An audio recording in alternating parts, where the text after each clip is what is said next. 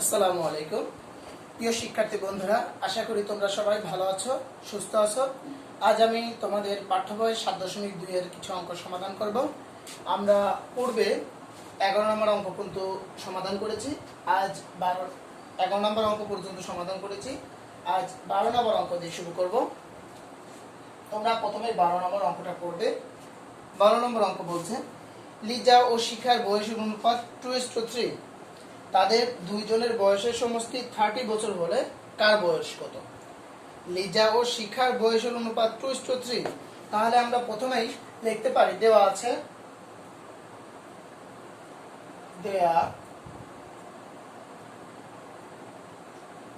আছে লিজা ও শিখার বয়সের অনুপাত। শিখার বয়সের অনুপাত কত দেয়া আছে? অনুপাত হচ্ছে 2:3। তাহলে এখন ধরতে পারি, এখন ধরি লিজার বয়স 2x বছর। লিজার বয়স 2x বছর। তাহলে শিখার বয়স সমান তাহলে 3x বছর। এখন আমাদের প্রশ্নে বলছে তাদের দুইজনের বয়সের সমষ্টি 30 বছর। তাহলে এই দুইজনের বয়সের সমষ্টি শর্ত মতে বা প্রশ্ন মতে যেটাই লেখা হবে, শর্ত মতে 2x প্লাস 3x, দুইজনের বয়সের সমষ্টি কত? 30 বছর। 30 বা 55x ইকুয়াল টু 3 বা x equal to 3 divided 5 equal 6। অতএব দেখো লিজার বয়স কত? 2x equal to 2 into 6 equal 12 বছর। তারপরে হচ্ছে শিখার বয়স কত হবে এখন? তাহলে 3x ইকুয়াল টু 3 ইন্টু 6 18 বছর। এই হচ্ছে অ্যান্সার। লিজার বয়স 12 বছর, শিখার বয়স 18 বছর। এরপর আমরা 13 নম্বর অঙ্কটা সমাধান করব।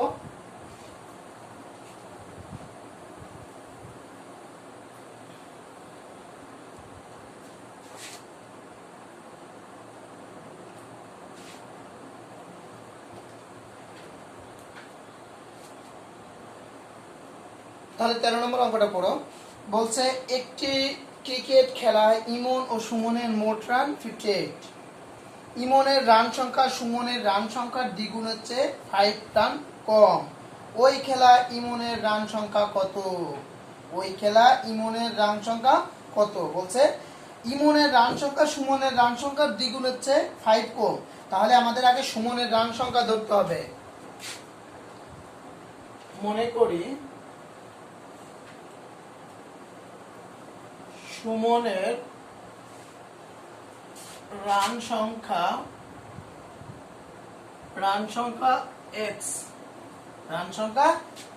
x। তাহলে দেখো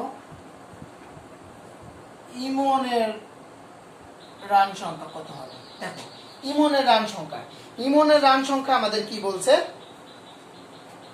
ইমনের রান সংখ্যা আমাদের বইতে বলছে যে ইমনের রান সংখ্যা সুমনের রান সংখ্যার দ্বিগুণের চেয়ে 5 কম।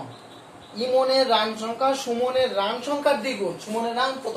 x, x এর দ্বিগুণ কত? 2x, রান সংখ্যার দ্বিগুণের 5 কম। তাহলে 2x মাইনাস 5, এটা হচ্ছে ইমনের রান সংখ্যা। এখন দেয়া আছে দুইজনের একত্রের রান সংখ্যা কত? 58। তাহলে আমরা প্রশ্ন মতে বা শর্ত মতে কি 2x minus 5 plus x equal, অথবা x plus 2x minus 5 এটাও হয়, 2x plus 2x minus 5 plus x equal to 58 অর্থাৎ দুইজনের রানের সমষ্টি 58 বা 3x minus 5 equal to 58 বা 3x equal to 58 plus 5 বা 3x equal to 63 বা x equal to 63 ভাগ হচ্ছে 6 ভাগ হচ্ছে 3 এই পাশে 3 ছিল এই পাশে যে ভাগ হয়ে যাবে 3 21 অতএব ইমনের রান সংখ্যা ইমনের রান সংখ্যা তাহলে কত হবে 2x minus 5 তাহলে 2x 2 into x x 21 minus 5 তাহলে 42 minus 5 এটা হচ্ছে 37 তাহলে আমাদের ইমনের রান সংখ্যা কত হবে 37 এটা হচ্ছে অ্যানসার 37 রান। আচ্ছা এখন হচ্ছে 14 নম্বর অঙ্কটা সমাধান করব।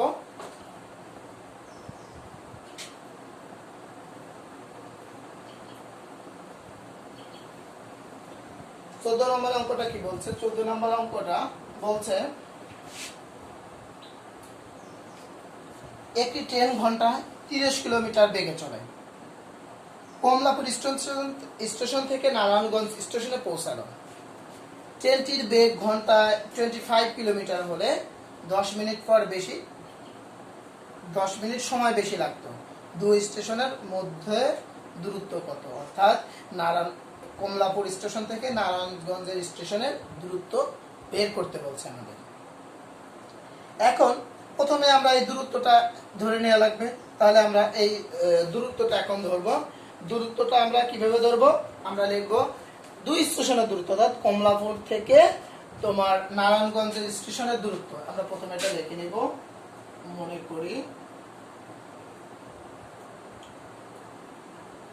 করি কমলাপুর স্টেশন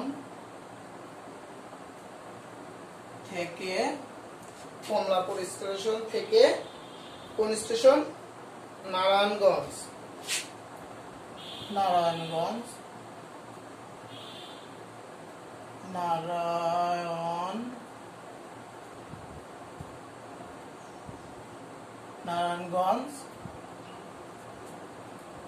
স্টেশনের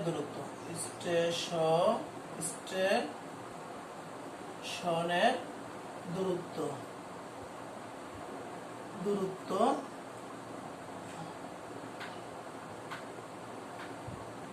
x কিলোমিটার। এটা আমরা প্রথমে ধরে নেব যে কমলাপুর স্টেশন থেকে নারায়ণগঞ্জ স্টেশনের দূরত্ব x কিলোমিটার, এটা ধরে নেব। এখন দেখো বলছে যে ট্রেনটির বেগ 25 কিলোমিটার হলে 10 মিনিট সময় বেশি লাগতো। এখন এই 10 মিনিটকে আমরা ঘন্টায় প্রকাশ করে নেব।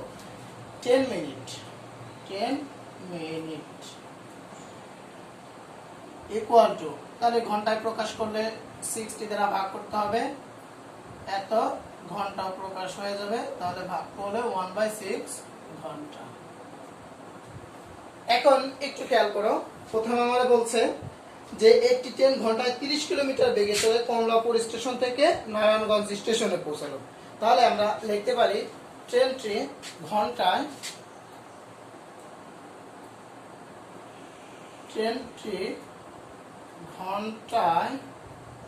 30 কিলোমিটার বেগে x কিলোমিটার লিখবো হচ্ছে ট্রেনটি ঘন্টায় 30 কিলোমিটার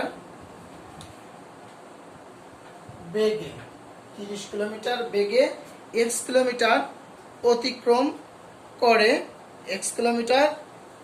অতিক্রম করে কত ঘন্টা সেটা আমরা বের করব। তাহলে ট্রেনটি 30 কিলোমিটার বেগে x কিলোমিটার যেতে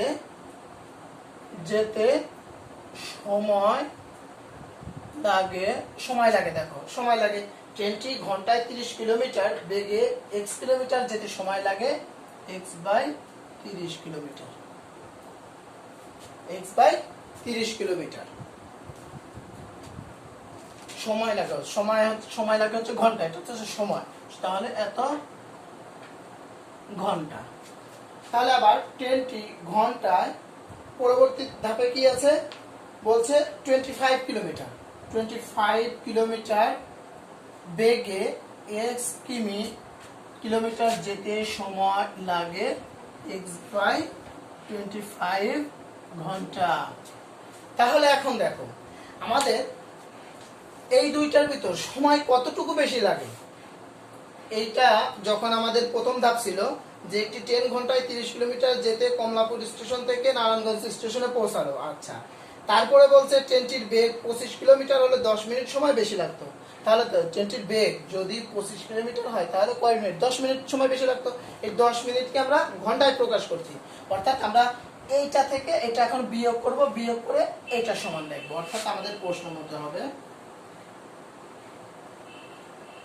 প্রশ্ন মতে কি হবে, x/25 মাইনাস x/30। এটা কিন্তু সময়, x/25 এটা কিসের সময়, এটা হচ্ছে 25 কিলোমিটার বেগে ঘন্টায় 25 কিলোমিটার বেগে x কিলোমিটার যেতে এত x/25 সময় লাগে, মাইনাস এটা কিসের সময়, এটা হচ্ছে ট্রেনটি ঘন্টায় 30 কিলোমিটার বেগে x কিলোমিটার যেতে সময় লাগে x/30 ইকুয়াল টু এই দুটোর ভিতর কত সময় বেশি লাগে, দেখো 1/6। আচ্ছা, এখন হচ্ছে আমরা সমাধান করব। এখানে দেখো 25 এবং 30 লসাগু করতে হবে, লসাগু করতে হবে হচ্ছে 150। আচ্ছা, এখন 25 আর হচ্ছে 150 ভাগ হচ্ছে 25 ইকুয়াল কত হবে 6x। 150 ভাগ হচ্ছে 30 মাইনাস কত হবে হচ্ছে 5x ইকুয়াল টু 1/6। এখন দেখো তাহলে 6x minus 5x x equal to 1 বা x equal to দাঁড়াবে কত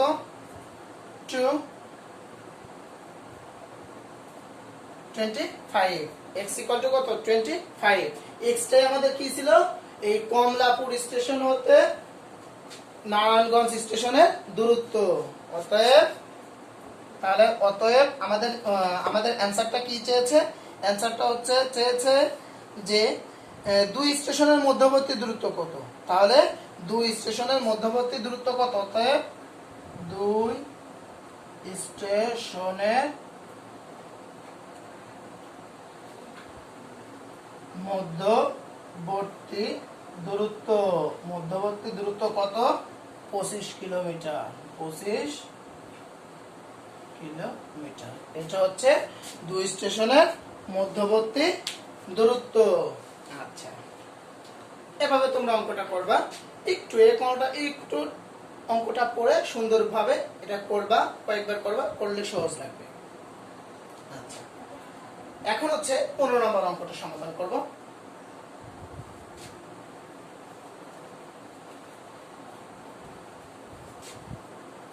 পনেরো নম্বর অঙ্কটা আমাদের দেখো, প্রথমে অঙ্কটা পড়ো দেখি বলছে একটি আয়তাকার জমির দৈর্ঘ্য প্রস্থের 3 গুণ, আয়তাকার জমির দৈর্ঘ্য প্রস্থের 3 গুণ এবং জমিটির পরিসীমা 40 মিটার, জমিটির পরিসীমা 40 মিটার, জমিটির দৈর্ঘ্য প্রস্থ নির্ণয় করো, জমিটির দৈর্ঘ্য এবং প্রস্থ নির্ণয় করো। তাহলে দেখো আমাদের বলছে যে জমিটির দৈর্ঘ্য আর প্রস্থ নির্ণয় করতে বলছে, যেখানে বলছে জমির দৈর্ঘ্য প্রস্থের 3 গুণ, জমির দৈর্ঘ্য প্রস্থের 3 গুণ এবং জমির পরিসীমা হচ্ছে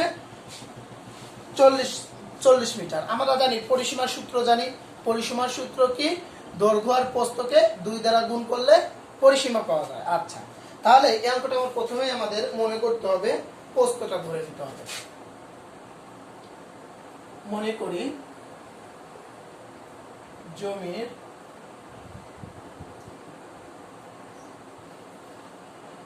প্রস্থ ইকুয়াল টু এক্স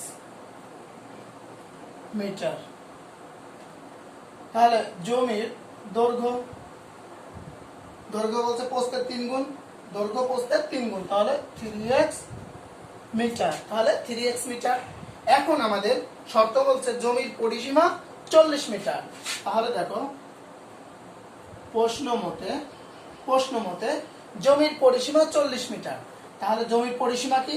দৈর্ঘ্য যোগ প্রস্থ 3x প্লাস x, এর কত হবে? এর 2 দ্বিগুণ মানে 2 গুণ ইকুয়াল টু 40, বা 6x প্লাস 2 বা 2 গুণ হচ্ছে 4x প্লাস হচ্ছে 40, বা 8x ইকুয়াল টু 40, বা x ইকুয়াল টু 40 ভাগ হচ্ছে 8 ইকুয়াল টু 5। অতএব তাহলে জমির দৈর্ঘ্য দেখো, জমির প্রস্থ x ইকুয়াল টু 5 মিটার, আর হচ্ছে জমির দৈর্ঘ্য 3x ইকুয়াল টু 5 মিটার, 3 গুণ 5 15 মিটার। এটাই হবে অ্যানসার। তাহলে অ্যানসার দৈর্ঘ্য 15 মিটার আর প্রস্থ 5 মিটার, এটা হবে অ্যানসার। এভাবে তোমরা অঙ্কগুলো বাসায় অনেকবার প্র্যাকটিস করবা। প্র্যাকটিস করলে অঙ্কগুলো তোমাদের সহজ লাগবে। সবাই ভালো থাকো, সুস্থ থাকো। আল্লাহ হাফেজ।